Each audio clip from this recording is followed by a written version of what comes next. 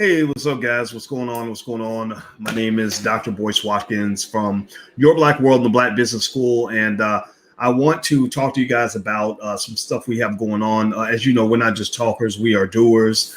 We are getting things done. Now, one of the things I want to mention to you, first of all, actually, before we get started, do me a favor: hit the thumbs up button, hit the share button, hit the subscribe button. If you haven't done this yet, please do that, and also put your hashtag B1 in the chat. So we can remind ourselves that we are Black first. That's extremely important. That's extremely important to do that. All right. So here's the deal. You guys know I have talked to you guys about I'm just sick of being dominated by other people. I'm sick of Black people coming in last place. I am sick of us not reaching our potential. I'm sick of us being mediocre when we are the original man. We are the original woman. We are some of the greatest human beings in the history of this planet, particularly Native Blacks. Native Blacks have a unique birthright in the United States that says that we deserve reparations. We deserve all kinds of, all kinds of land and all kinds of property that they stole from us, right? We know this, right? Give me a yes or no if you agree that we all deserve reparations. We've talked about that 1,000 times. I want to reiterate that point. So what I have always said is that we need Black-owned media. We need to own Black media. Now, in case you don't know what we've been doing, so you don't think we're just sitting there talking. I mean, we built a Black-owned university, the Black Business School. It has 127,000 students, and we taught over 1 million Black people how to invest in the stock market, which is massive for Black wealth. That's going to create probably $1 trillion in Black wealth within a generation if everybody does even 1/10 of what I've said. I have a PhD in finance. I know this is true. But here's the other piece. We also need to own Black media. So we've been pushing to develop stronger Black media channels and media outlets. We're connected with things like Fly Nubian Queen. We hit 1 million people a month on Fly Nubian Queen. The Dr. Boyce TV hits 1 million people a week by itself. Your Black World hits 1 million people a week. We coordinate with other media outlets from Tariq Nasheed, his platform, to Willie D and a lot of other, Lord Jamar, just a lot of Black folks that are doing the damn thing. So we're building Black media. And one other thing that we've been doing is we have been actually putting together films. We've been making Black-owned films. We have Your Black World films and we have Boyce Watkins films. We partner with people. I had a meeting yesterday with director Marcus Small. We're going to do a next installment in the Melanin Code. The Melanin Code is a project that we did before that was seen by hundreds of thousands of people. We also distribute a lot of our films through Kweli TV. Kweli TV, Kweli. Kweli is the Black Netflix. They're like a Black Netflix. They're spelled Kweli. In fact, let me put this in here because I met this young sister who started Kweli TV, and I just thought she was so great and so smart and had her heart in the right place. I'm gonna go ahead and give her a free shout out. I bet she'll get some subscribers off of this because I know how y'all think, and I know that you support Black the way we do. So here's the deal. Here's why I'm doing this conversation, and this is what all this has to do with the price of tea in China. Well, you guys know we've created a lot of Black-owned movies. We studied extensively the Jewish model of creating Hollywood. I have all my students in the Black Business School read a book called How the Jews Invented Hollywood.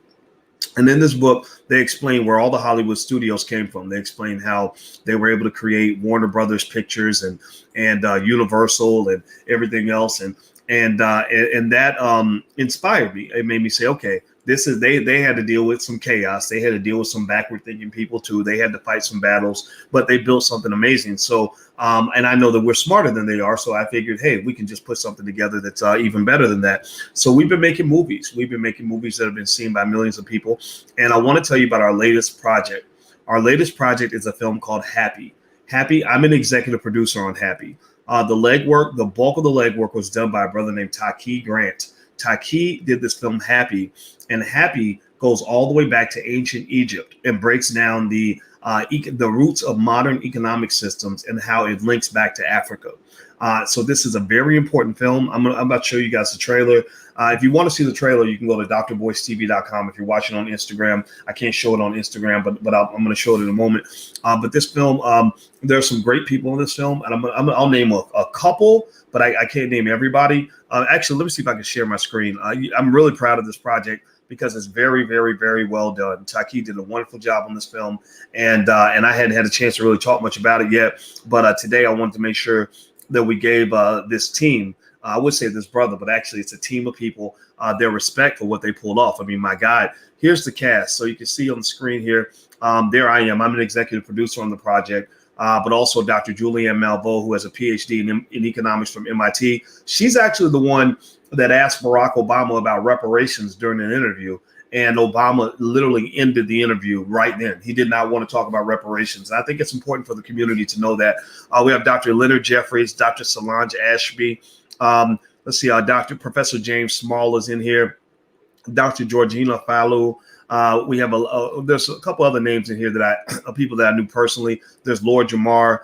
You've got Sharif Abdul Malik, the founder of WeBuyBlack.com, that has over 1 million followers, where they're all buying black. And so they're really getting it done. Like, this isn't just a film, it's really a movement. And it's all about sort of, looking at in the history of our economic situation and really understanding solutions that come from sort of studying the past. And I'm going to break this down for you right now. So do me a favor, please hit the thumbs up button, hit the share button, hit the subscribe button. And also, I'm going to put this URL up here. We're going to do an event on Black Movie Night, where I'm going to let you guys do a sneak peek of the film. We're going to watch about 20 minutes of the film, totally free. The actual screening is not free, because freedom is not free. This film was not cheap. I want to make sure the brother Taaqiy makes some money from this, but he agreed to let us do a free sneak peek, and you can actually get a link to the event, which happens tomorrow night, the 12th at 8 p.m. You can go to blackmovienight.net, blackmovienight.net. We're going to watch 20 minutes of the film, and then we're also going to have a conversation with the director. So join us. If you want to be a part of this, we could use your help. It's hard to build an industry without consumers. Black people put $1 billion in Disney's pocket when they made the Black Panther. And we believe we can put $1 billion in the pockets of Black filmmakers that are making independent projects, so that they don't have to go to Hollywood, so they don't have to sell out, so they don't have to come out here and put nonsense on the screen. It is a battle. It is a complete battle for a lot of these directors and filmmakers to get the funding they need, and to also make the films that need to be made that show the image of our people that we deserve to have. A lot of our folks have to go out there and sell out because their own community won't support them. So with the Black Movie Night event, it doesn't cost you anything but your attention. All you got to do is pay attention for this event. You ain't got to pay no money. Blackmovienight.net is where you can sign up for the event tomorrow night for the sneak peek. You can watch the first 20 minutes free. And then if you like that first 20, 25 minutes, we're hoping that you will consider going to the actual screening, which is on the 21st. Links to both of those events is on the URL, blackmovienight.net, not .com, .net. So you can go there. And actually, I'm going to read something to you that'll help you kind of understand why the solutions to the future actually lie in the past. I want you guys to take a second, and I'm going to read from Black Labor, White Wealth. Black Labor, White Wealth. Now, I want you to take a moment, please, and I want you to process the title of this book. This book was written by Dr. Claude Anderson, Black Labor, White Wealth. And I need you to process that sentence for a moment. I want you to process that. And why do I want you to stop and process that? Because everybody gets rich off of Black people except Black people. Everybody expects Black people to come work for them. Everybody expects Black people to come vote for them. Everybody expects Black people to come support them.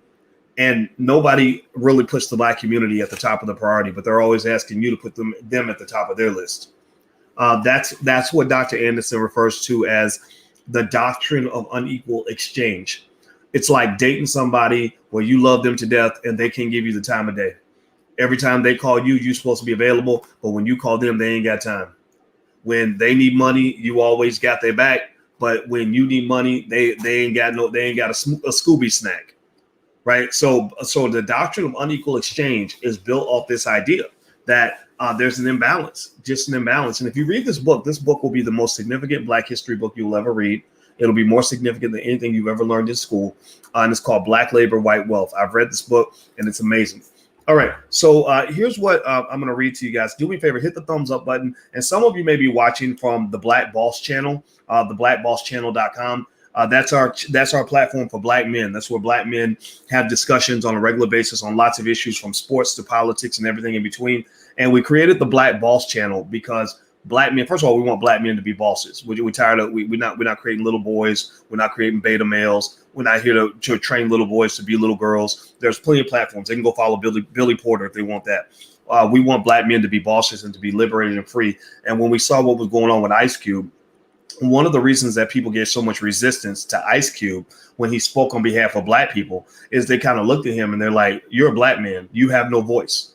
You don't matter. You know, Kamala Harris went out of her way to thank black women for voting for her, which is fine. I don't care about that. But we need spaces where black men can be heard. So the Black Boss Channel, the Black Boss Channel, THE, theblackbosschannel.com. If you're on the channel right now, please subscribe. Some of you are watching. I sent you a text and you came in on the link. The link you came in on was the Black Boss Channel. Subscribe, support these brothers, because brothers need to be heard. A lot of young black men, especially, are not being heard. I want young black men to be heard. I want older black men to be heard. Black men need to be part of the black family again. We need to bring these brothers home, back into the loop. Forget marginalizing them. It's okay if white folks marginalize black men. That they can do what they're going to do. That's their system. But it's not okay. It's not okay for us to marginalize them. It's not okay for us to go along with the program. And unfortunately, you got a lot of brainwashed folks that will marginalize black men, talk crazy about black men, don't have no respect for black men. And fine, I'm gonna leave that up to their therapist to help them work through their daddy issues. But for those of you that get what I'm saying, I hope that you'll support that as well. These are lots of things that we're doing. And I like to tell you guys about these things so you know that we're not just here yapping, we're building. We are building things. And they are effective. We are reaching millions of people with this, and we get no corporate sponsorship. And we are not funded by the Democrat or Republican parties. All right, so let me read this to you. Hit the thumbs up button. Please hit the thumbs up, share, and subscribe button. All right, this is on page 108 in the book Black Labor, White Wealth by Dr. Claude Anderson. He says, this is the beginning of the great wealth displacement. This is when you started being broke. Because before, you used to be here, and then somehow you ended up here. You used to be kings, somehow you ended up being the laughing stock. Right, you used to be the wealthiest, Mansa Musa, all that stuff, Kemet, Kush, all that, and then you ended up in the ghettos, right? So let's figure out how you ended up there. He says, if a market displacement of Africa's wealth into European treasuries is any indicator, then it can be speculated that the major extractive period began during the 14th and 15th centuries. During this time, the entire European continent, this is where white people live, in Europe, the entire European continent was riddled with poverty, famine, feudalism, and disease. So that was basically, the nastiest hood you can ever imagine. People were dying, people were killing each other. Everybody was poor. A lot of people were starving to death. The entire continent was in an economic depression, especially Western Europe. Europe's economy was also weakened by the steady loss of precious metals to Asian nations, who would only accept gold in payment for trade purchases. So they were trading with the Asians. The Asians said, we'll trade with you, but if you want to get the best that we got, you got to give us gold. We'll take gold, we'll take silver. That's not apparently what the Africans did, at least according to Dr. Anderson. He says, while Europe was enduring stagnating socioeconomic depressions, West Africa was known for its flourishing empires, major regional trading centers, and for producing some of the world's finest artifacts. Nations throughout the Mediterranean area were drawn to these West African trading centers by rumors of massive wealth. So they heard how much money was in Africa. And in case you don't know this, there was a time where all the European countries got together and looked at a map of Africa and they chopped it up into pieces. Germany said, okay, you can have, the British, you can have this. The French were like, we want that. And the Germans were like, we're going to take this. So they literally chopped it up, almost like you sort through cattle or chickens, right? So he says the three large empires, Ghana, Mali, and Songhai, drew European, Moorish, and Arabian traders into West Africa's great trading cities such as Gao and Timbuktu. Arabian and Moorish traders routinely sought West African cash crops and natural resources, especially gold, silver, ivory, and salt. Arab traders' interest in West Africa was more than routine trade. Their aggressiveness reflected their interest in controlling and profiting from the wealth of West Africa. Though they controlled most African seaports, especially along the length of the Red Sea, Arabs felt threatened by inland black unity and empire building. So when you start building empires, people get threatened. So if you build a Black Wall Street, they're going to come try to burn it down, but that's where you have to defend yourself.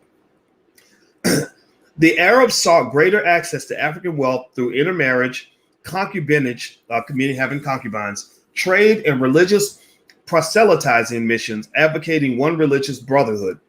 like we're your brother. Now give me your stuff.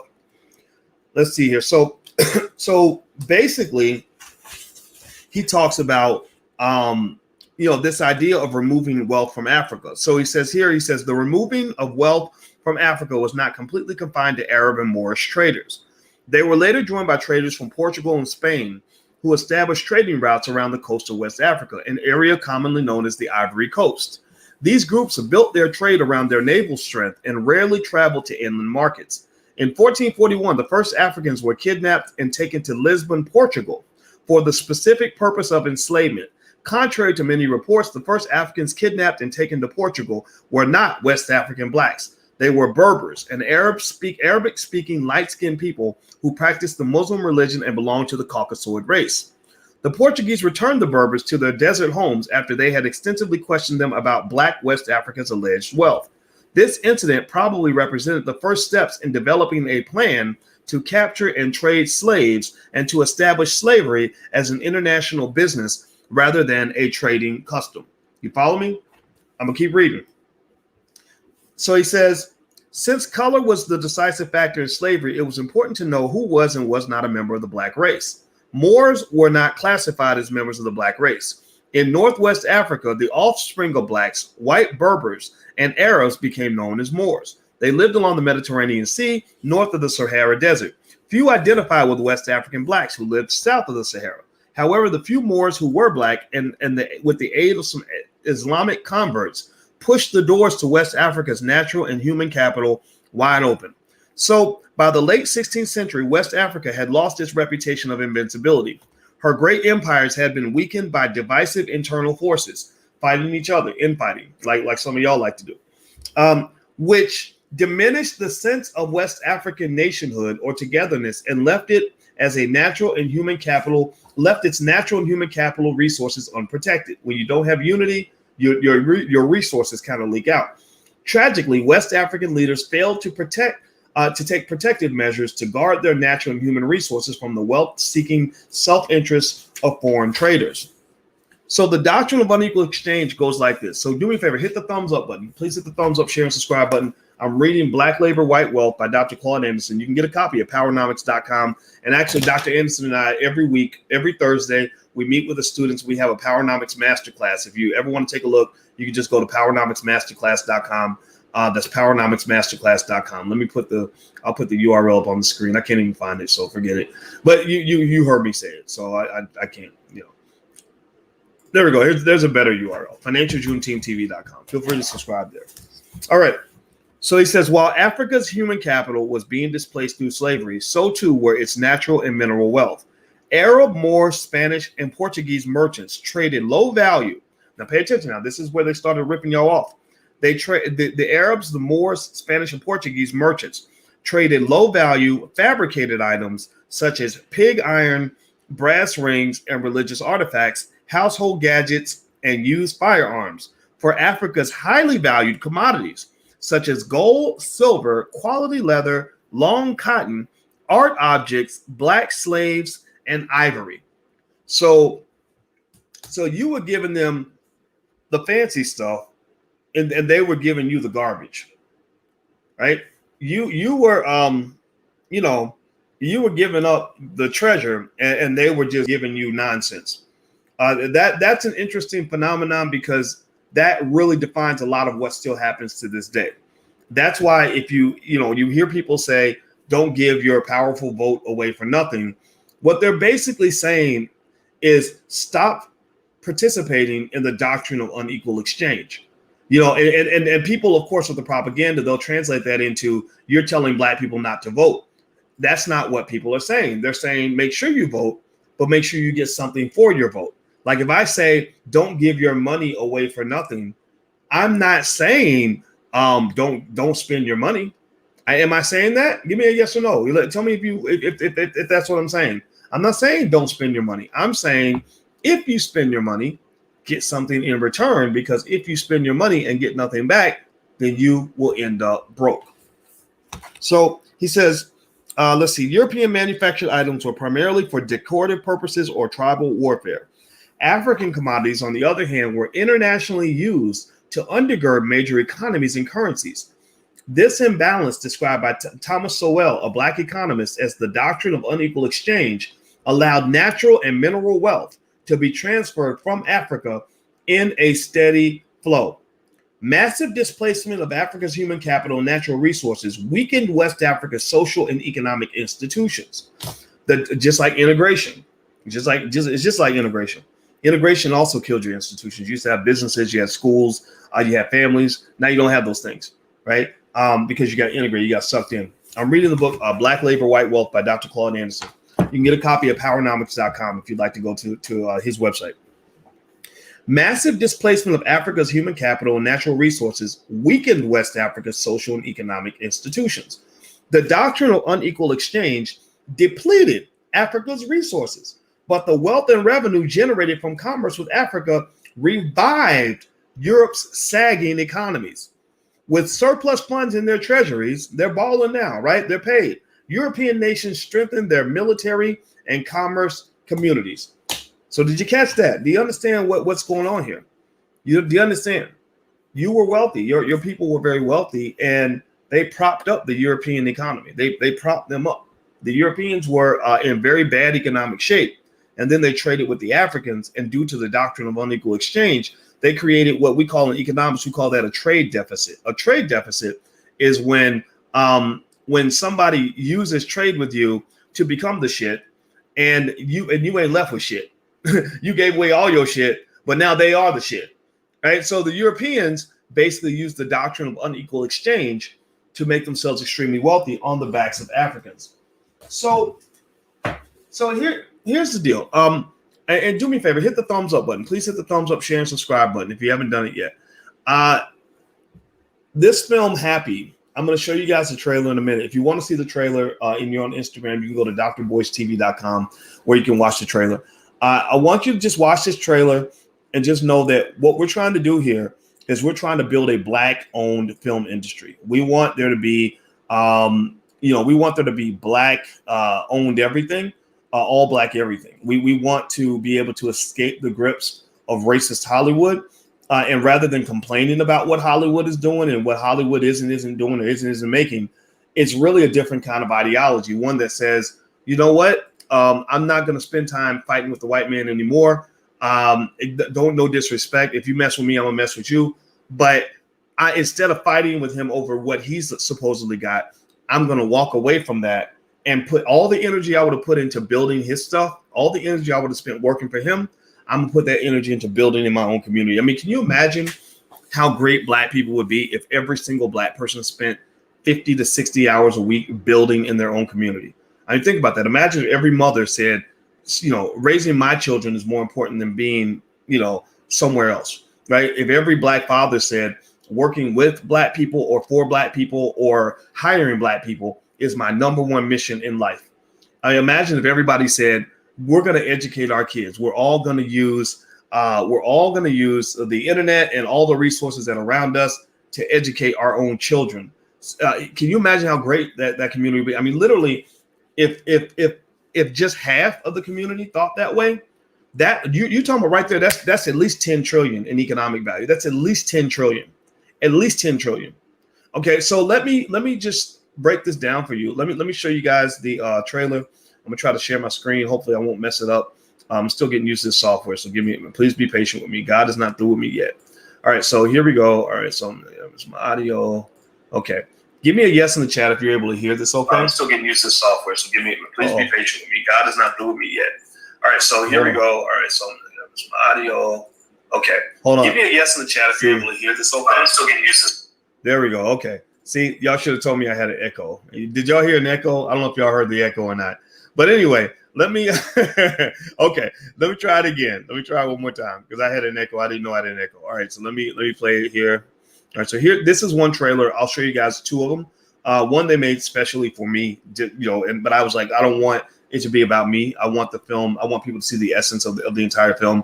So I'll show you both trailers just to give you an idea of what we put together here. And Taaqiy did the work. I mean, he's the director. So here we go. Let me open this up.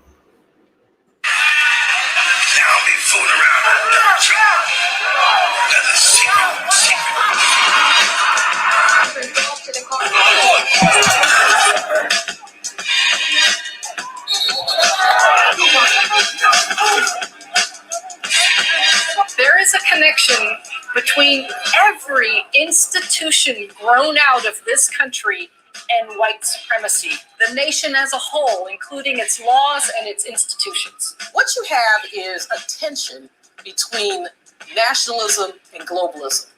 They had to create something in the mind of the poor whites that distinguished them and separated them from the blacks.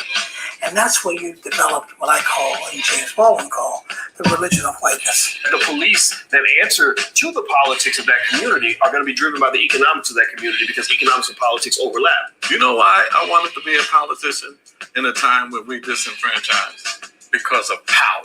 African Americans spent $1.3 trillion last year, making us the 16th wealthiest nation in the world. Why have we not turned those riches into wealth to develop our community? Tamir Rice, Sean Bell, Sandra Bland, Eric Garner, and Michael Brown, just to name a few. Some may incorrectly classify their death as police brutality. However, it is in fact murder and a form of terrorism that is ironically very similar to what took place during chattel enslavement. What steps can be taken to make it stop? Ain't the devil happy?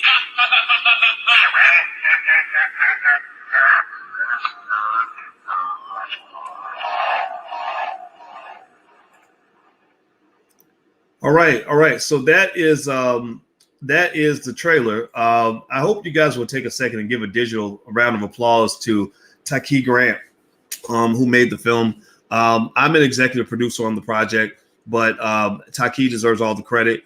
I'm really proud of him. I'm proud of what the brother did. I mean, this brother spent a lot of time putting this together. Let me know if you give me a yes or no if you were able to hear the trailer. Okay, give me a yes or no. I figured you guys could hear it, but I just want to make sure. I'm really proud of the project. I'm proud to be a part of it, and I'm also in it. And so I'll show you a second trailer in a second where I'm actually in that trailer. They sent that over to me, so I'm going to share both.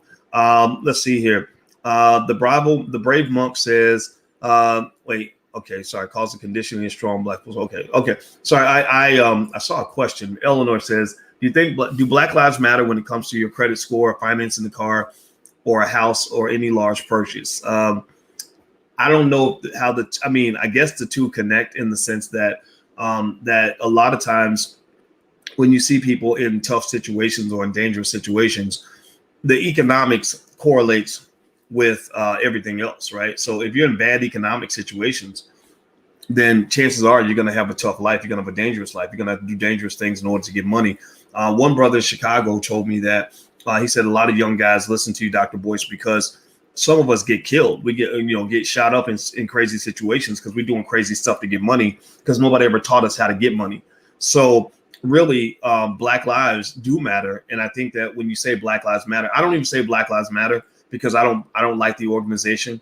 I basically say all Black Lives Matter because that means that we get to define what Black Lives Matter means as opposed to letting other people make that decision for us. I don't like Black Lives Matter as an LGBT, white liberal front organization in blackface. It's not to say that all their work is bad, but I feel like they have a different agenda. Whereas I'm more for something that's all black that originates in the black community. Movements that originate from the black community are very different from movements that originate somewhere else that just kind of happen to pop up and black people are like, ooh, I'm going to be a part of that because it just happens to come out of nowhere, right? That the civil rights movement was like that. The civil rights movement did not really truly originate from the grassroots of the black community. Whenever grassroots people got too out of pocket, one of the things they did, and Malcolm X tells the story, is when black folks really got together and said, we're going to do what's best for ourselves, they used the power of media. This is why we want to control media. That's got to be the first place that we control is you got to support black media, be a part of black media, connect to black media, because they use media to basically create black leaders for you. They say, okay, we're going to take this Negro, put him on TV.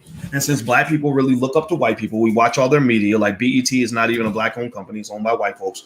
We're going to just pop out a black person and that'll become a black leader. That person will be more influential because they've received the validation of whiteness. White folks have approved them, right? They're on CBS or NBC, which will make some black people respect that person more than the black person who doesn't own the media outlet, who's really in the trenches with them, who's really, that teacher who's staying after school every day and loving the hell out of them kids and using money out of her own purse, to make sure those babies eat every day. Those are your black leaders. It's not these people on TV. These people on TV don't care about you. They don't know who you are. They don't know nothing about you. So you have to know the difference, right? So I think the good safety measure is to declare yourself a black leader in your household, at least, right? Like black leadership should be democratized. I'm not applying to be a black leader. Maybe I'm an advisor for you. Maybe I'm a person that can give you insights and information. But at the end of the day, I really want you making your own decisions, right? I don't want you to say, Dr. Boyce, what should I do? It's okay to say that, but really that question should be answered by you after you've been fully informed. So what Dr. Boyce can do is Dr. Boyce can give you an honest breakdown. That's why I have my audio podcast is on Spotify. It's called the Dr. Boyce Breakdown, right? Because I love breaking things down. I love saying, okay, here's what's going on. Look, if you look over here and you look over there, then you're seeing this over here and seeing that over there. And it's kind of like when you got a hamburger, but it doesn't have all the cheese on it. Like, I love to use my analogies because I love breaking things down. That's something I did for 27 years with my students. And it's fun for me. Like, I love analogies to help you understand the world. But after you get all of that, you have to go back and say, okay, I think I get it now. What's going to work for my family? That's extremely important because you can't trust hardly anybody out here now. I mean, you just can't, so I know I don't. So anyway, let me show you guys. I'll show you one more trailer before we bounce out. Do me a favor, hit the thumbs up button, hit the share button, hit the subscribe button. And the URL on the screen is theallblackagenda.com. We gathered some resources for the Black Agenda, links to Ice Cube's contract with Black America, links to my $5 a day investing plan, which you can have that for free. That's an ebook. Links to the 100-year family wealth plan, which is free, that you can watch. Links to we have another called 6 Rules of Wealth. Links to just all kinds of stuff, a 12-point plan in terms of family and how you can better yourself. Like, I'm a big believer in self-improvement and also family improvement as a pathway to Black power. Because if we have stronger individuals and stronger families, then we'll have stronger communities. Because all the community is a collection of families, and all the families is a collection of individuals. Most of you many of you didn't have strong families because you had some weak ass people in the family. It's like a basketball team. How are you going to win championships with the team if you got weak ass players on the team that ain't been coming to practice, that haven't gone to training camp, that weren't in the weight room, that didn't sit and go through the game film with you, right? So we have to have better players on the team, and then we'll have a better team. That's all it is, right? And the biggest way to make a better team is stop letting your adversary educate you. Like, you're literally. It's crazy to me that we have millions of our Black children being taught how to be liberated by the people who serve to pay the highest penalty for their liberation. The people who will lose the most if you could become free are the ones who are supposedly teaching you how to be free. That's like the Lakers playing the Golden State Warriors for the championship and saying, what should we do? Which players should we put on the court? They're gonna say, oh no, don't play LeBron. LeBron is bad for your team. He's a bad man. That's what they do when you get real leaders, when you get real Black folks out here really fighting for the Black community. Tell me am I lying or if I'm lying, I'm flying. Tell me yes or no. Do you agree with me? When you get real Black leaders, first thing they do is they use their influence to convince you that those real Black leaders are not people you should listen to. Tell me if yes or no if you've seen that. Look at what, for example, when Ice Cube went to get $500 billion. They went out of their way to say, okay, we got to chop this down. We don't want you listening to people who are going to make progress. We want you to listen to people and in their community who are making no progress. Well, why would you listen to what Ice Cube is saying when you got old Al Sharpton over here and ain't got nothing done for nobody? No disrespect, but y'all, for real, nobody, you can't point to anything significant that's occurred in the community in terms of wealth progress or reparations bills getting passed. It's all symbolism. It's all, this fluffy stuff. I don't want fluffy stuff. I want something real. I want tangibles. I want substance. So when Cube came back and was like, okay, we got them to agree to $500 billion. And they were like, well, why would you talk to Trump? What are you doing talking to Trump? And he said, I'd like to talk to Biden. Can Biden how about Biden come up with $600 billion? Why don't we get Biden to outbid, and they don't want to hear that because they're like, wait, we need Black people sitting still. We need Black people to be shiftless. We need Black people not moving forward. That's why they try to chop down your real leadership and prop up your fake leadership. That's why they'll give more props to Billy Porter than they will give to an Ice Cube, right? Because femininity is what they want for the black man. They do not want black men to be firm and strong and clear and masculine and demanding things. They want black men to sit back and want to be little girls. They want black men to want to go, date a white boy or whatever, right? They want him to sit back with his umbrella looking cute. They don't want the black man really competing, because competitors are not good for business. That's just what it is.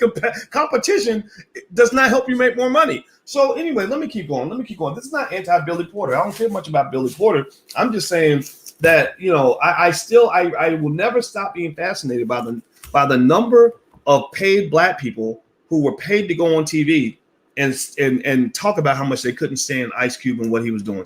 These were paid black people. These were not, seriously. I did a survey on Your Black World. Your Black World, we have 400,000 subscribers on Your Black World. And I said, wait, the mainstream media is giving me very different perception of Ice Cube's behavior than what I think is going on. Am I crazy or what's happening here? I did a survey, and 99% of the people that follow me are black. There's a few people who are not black. I don't know why they're here. I love y'all. If y'all here, you can stay. You're cool. You're not, it's black first, but if you're good with that, then you can stay.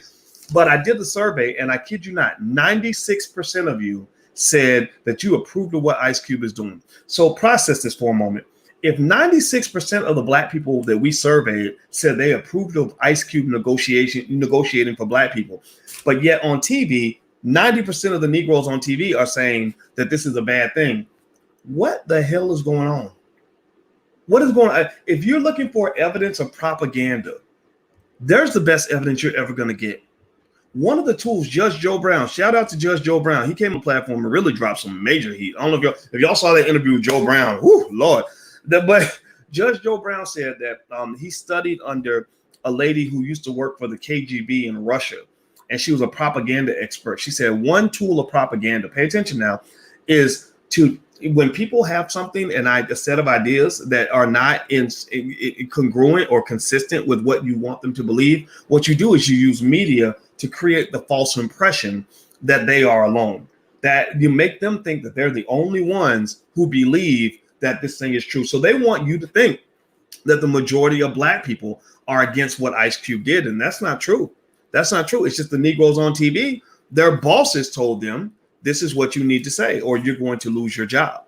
Okay. That's why I stopped going on CNN. I used to go on CNN because I used to think they were the good guys, and they were better maybe a decade ago. But since that time, they lost a lot of their journalistic integrity because they started pursuing propaganda, and the things that Don Lemon says are just very anti-black on a regular basis. I don't know what to do with that. So I just said, I don't really want to go on CNN. I don't want to do any of this. I gave up Fox a long time ago. I used to go on Fox back in 2007, back before I understood the game, back before I had 10 years to kind of think about it. I don't know what's going on with these media outlets. The only thing I can say is that the solution is black-owned media. That way we can have our ideas laid on the table. And this is not Boyce ideas. This is not like the Church of Boyce, where everything Boyce says is true and everything Boyce says must be agreed upon. Everything Boyce says is gold. No, sometimes Boyce is wrong. Sometimes Boyce is a jackass. Sometimes Boyce has an idea that everybody ain't necessarily ready for or won't agree with. But what we want to do is have a space where you can have one basic thing that will make you empowered people. That is freedom of speech. That's it. Freedom, just freedom of speech. And that word freedom is very important for you as black people, because that's what your ancestors died for. They always tell you that your ancestors died, because of voting and all this other stuff. No, your ancestors died for you to just be free. Freedom means doing what you want to do. And they don't want you to have freedom, because anybody that wants you to have freedom is not going to sit around and tell you what to do, or tell you that if you don't vote for me, you ain't black, or you're a traitor, or we're going to cancel you. Like I said, somebody said, but Dr. Boyce, you're going to get canceled. You're going to get canceled. I said, well, first of all, because they said they did what they did, but they do to a lot of brothers who speak up. They start calling me a Trump supporter. They said, you up here supporting Donald Trump, you're gonna get canceled. And I said, okay, first of all, I'm not a Democrat or a Republican. I didn't support Trump in the election or Biden, but if I did, it's my right. I said, number two, all Americans deserve freedom of speech and expression. So fuck you and the horse you rode in on if you're trying to tell me what to do. I said, three, cancel culture. The fact that you're using a word like cancel to me shows you don't understand what liberation even looks like. I came in prepared for this stuff a long time ago. I learned about economic warfare on levels that you can't even comprehend. I know how to play 8th dimensional chess. You can't even play 1-dimensional checkers, Negro. Cancel culture is built for people that are financially insecure. When Bill O'Reilly wanted to get revenge on me in 2007, Bill O'Reilly on Fox News, he wanted to take me out because I spoke up against him making a joke about lynching Michelle Obama. And so the first thing O'Reilly did was he said, who does this Negro work for? Who owns this Negro? And he went out of his way to try to ambush me on national TV and say all these crazy things that weren't true, used in the propaganda. That's what they do. And to get me fired from my job at Syracuse. The thing that saved me from all of that was the fact that even before all this happened, I said to my brother, I said, the world is not a place that is built for Black men to be truly liberated. They're going to throw missiles at you for telling the truth. And when they throw those missiles, the best way to protect yourself is financial security and also economic diversification.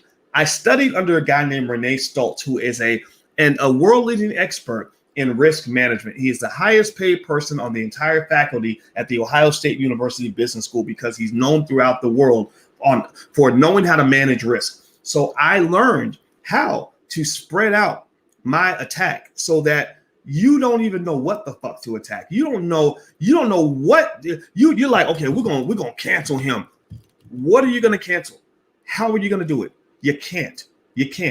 Because I prepared for you long before you even got here. So my position was cancel culture is built for Negroes who have jobs, like people who work for white people. Like I don't work at Walmart. I'm not a McDonald's employee. Like, you're gonna call my boss and get me fired? Like, what is your action plan on this? And first of all, they ain't even got the discipline to really cancel nobody. Ain't nobody really been canceled.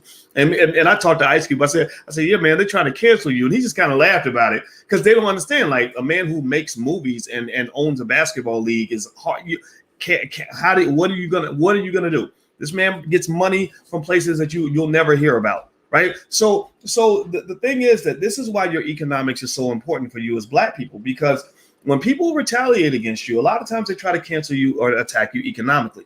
The reason that films like this, like the film HAPI, the one that we just released, this film is important because it kind of speaks to the economic origins of white supremacy. It speaks to how the number one way that they've controlled Black people is through the money.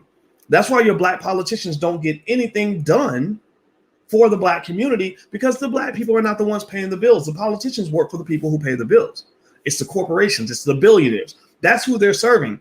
They're only using Black people because they've got money from the billionaires, and they told the billionaires have given them money, and they said, look, you're charismatic, you're good looking, you know how to talk the talk. Here's $100 million or $1 billion or whatever, so you can advertise yourself to Black people to get them to vote. But you're not here to really serve Black people. You're here to sell Black people. You're not serving Black people. You're selling Black people. And because we haven't been trained on how economic warfare works, we don't understand the difference. There's a big difference. If you're invited to dinner at somebody's house, there's a big difference between being invited to the house to sit down and have a nice meal versus being invited so that you are the meal, so that you literally are the pig that's circulating over the rotisserie chicken that's being circulated over the fire with the apple in your mouth or whatever, right? Like you are the meal. So you shouldn't be flattered when you're invited to dinner if they're basically carving you up so they can eat you. That's what the Europeans did to Africa. Dr. Claude Anderson writes about it in the book Black Labor, White Wealth. He says they wanted to eat Africa. They took Africa, they saw it as a big old cheeseburger, and they just chopped that damn thing up. Okay, you get this side, you get that side, you get this side, because we don't want to fight each other over who's gonna get to eat good. But they were literally sharing Africa, right? So that's the thing. You have to understand what it means to be part of an economic system in a way that you're really empowered. Integration failed for you because you were integrated as a commodity. See, you were integrated as a commodity, like it's like you were like oil is for a car, or like gasoline might be for that car.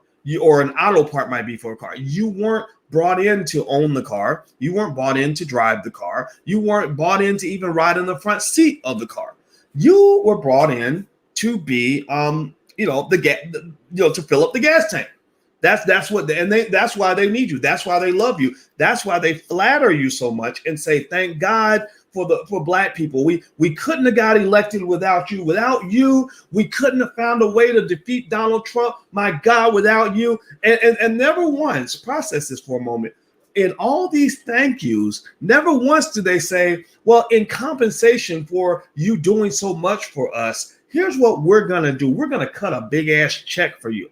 See, thanking you is not a problem. It's when somebody thanks you and that's all you get. I mean, really, would you walk into a store, give them all your money and have them say, thank you for giving all your money. Thank you. Have a nice day. I'll be calling next week. That's not logical. That's what they call the doctrine of unequal exchange. Dr. Anderson breaks it down in Black Labor, White Wealth. That's why everybody should read this book.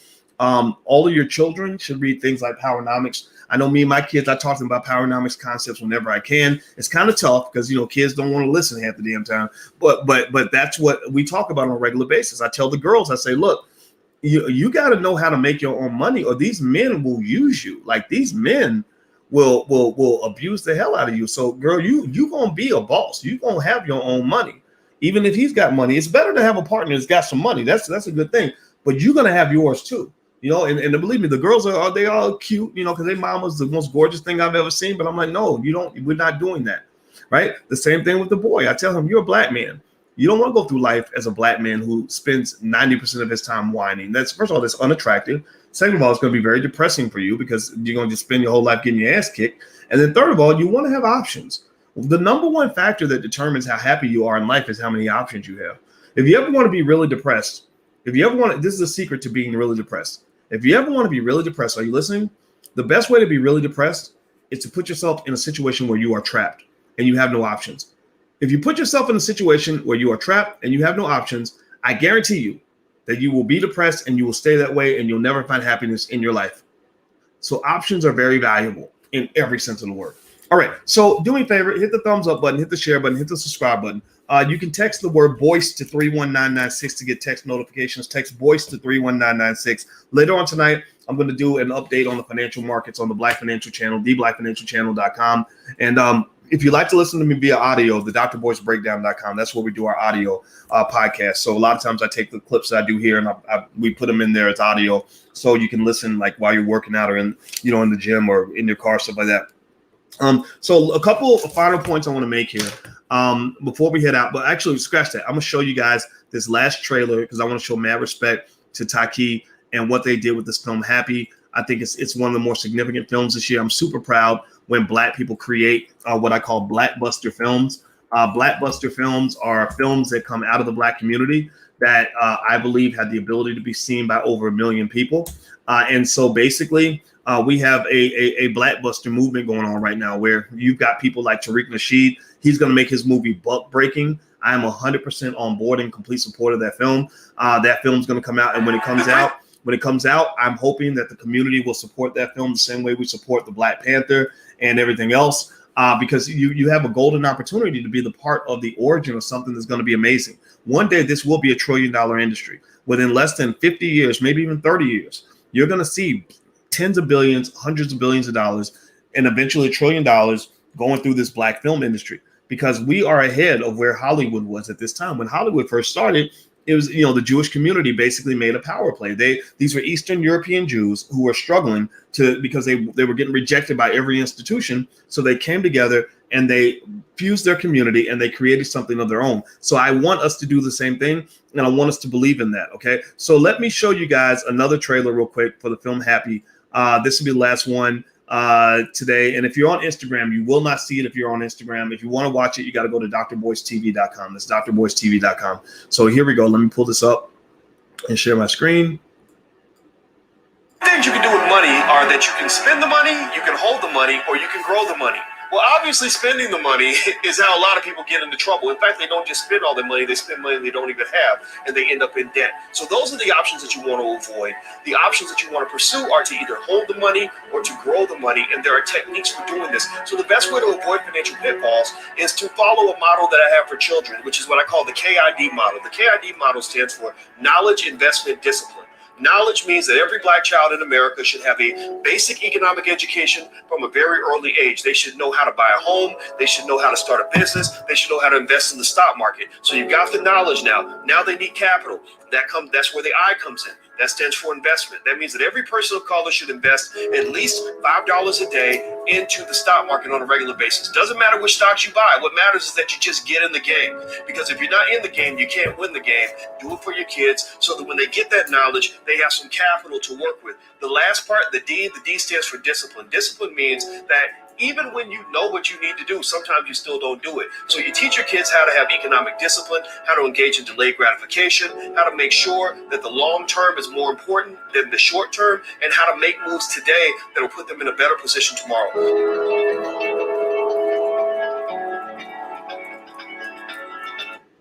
All right. So that's the second trailer of HAPI. Give Taaqiy Grant and his team a digital round of applause. Their URL, if you want to also know more about the film, is hapifilm.com, HAPI, hapifilm.com. And also, if you want to join us for the free sneak peek and conversation with the director, it's going to happen tomorrow night at 8 o'clock. You can go to blackmovienight.net. That's blackmovienight.net. And also on that page, you'll see a link to the full screening of the film that's going to happen on the 21st. The full screening, that event is going to be it's a $25 ticket. And so I hope you'll consider supporting what the brothers got going on, because I know for a fact that he spent years making this movie, years, and I know it wasn't cheap. I know he had to come all the way out to my house, and we shot some scenes down in Chicago near the Board of Trade, and he shot with Professor James Small and Sharif Abdul Malik, one of my favorite people who created We Buy Black, Dr. Julianne Malveaux, another one of my favorite people, a black woman who has a PhD in economics from MIT. There's lots of girls that know about Cardi B, but maybe some of the little girls need to know about people like Dr. Julianne Malveaux. Maybe that would be better for their future. So that's what we're doing. So feel free to join us, blackmovienight.net. That's the URL that you can register at. And also text the word Boyce to 31996 to get text notifications when we go live, things like that. And hit the thumbs up button before you go. Thumbs up, share, and subscribe. I'm out of here, guys. Thank you very much for listening, and please have a wonderful day. I'll be back again real soon. Talk to you later. Bye-bye.